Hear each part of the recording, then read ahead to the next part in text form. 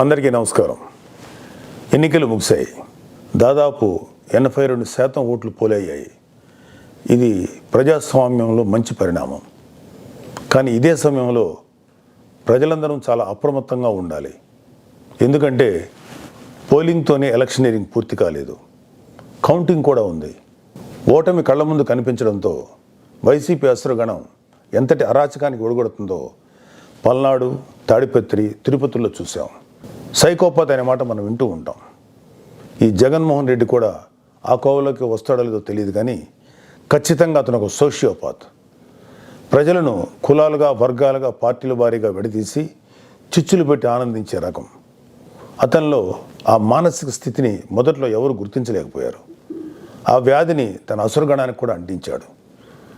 ఈ సోషియోపాత్ మానసిక స్థితి రోజు రోజుకి ముదిరిపోయింది.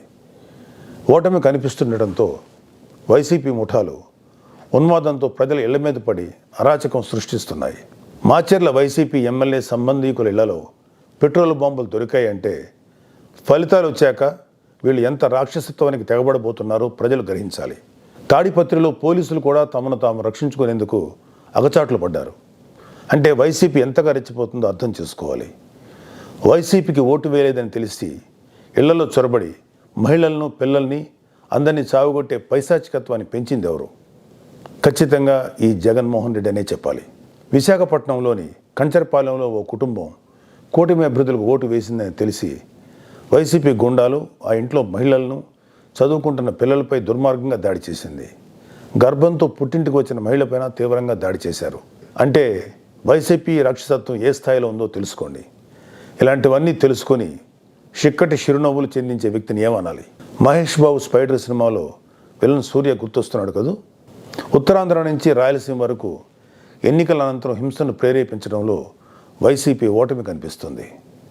రాబోయే ఓటమిని కప్పిపుచ్చుకునేందుకే ఈ దాడులు చేస్తుంది. ఈవీఎంలు భద్రపరిచిన స్ట్రాంగ్ రూమ్స్ దగ్గర కూడా భద్రత పటిష్టంగా ఉంచాలి. అక్కడ సెంట్రల్ గవర్నమెంట్ వారిది 3 అంచెల సెక్యూరిటీ ఉంది. అయినా కూడా అక్కడ మన కూటమి పార్టీల ప్రతినిధులు నిరంతరం పహరా ఉండాలి. ముఖ్యంగా మన జన సైనికులకి, వీర మహిళలకి నా అభ్యర్థన ఏంటంటే, ఎక్కడైతే జనసేన పోటీ చేసిన ప్రాంతాల్లోని ఈవీఎంస్ భద్రపరిచిన స్ట్రాంగ్ రూమ్స్ ఉన్నాయో అక్కడ మన జన సైనికులు వాలంటీరింగ్ చేసి కాపులాగా కూర్చోవాలి. ఈ అవకాశాన్ని ముఖ్యంగా మనం వదులుకోవద్దు, వాడుకుందాం. ఈ వైసీపీ దుర్మార్గులను ఏ దేశంలోనూ తేలిగ్గా తీసుకోవద్దు. వాళ్ళు ఏ అరాచకానికైనా, దౌర్జన్యానికైనా తెగబడతారు.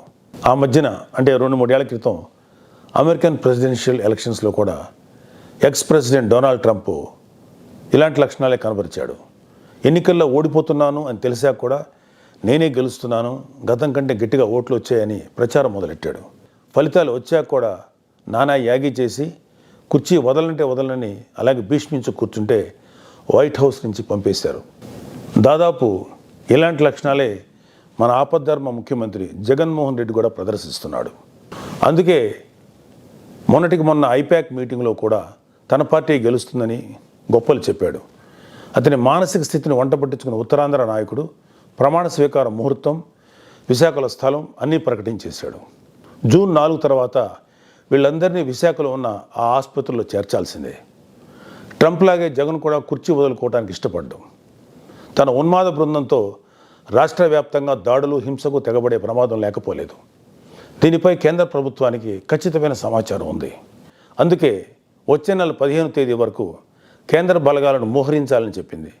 మన వంతుగా కౌంటింగ్ ముగిసే వరకు కౌంటింగ్ కేంద్రాల దగ్గర, పార్టీ కార్యాలయాల దగ్గర కూటమి శ్రేణులు అప్రమత్తంగా ఉంటూ ప్రతి కూటమి కార్యకర్త ఈ కేంద్రాలను పర్యవేక్షిస్తూ ఉండాలి. ఆంధ్రప్రదేశ్ రాష్ట్రం ఈ అరాచక శక్తుల చేతుల నుంచి అభివృద్ధి సాధకుల చేతులకు మారే సమయం దగ్గరలోనే ఉంది. అందరం ఆ శుభగడి కోసం వేచి చూద్దాం. జై జనసేన, జై హింద్.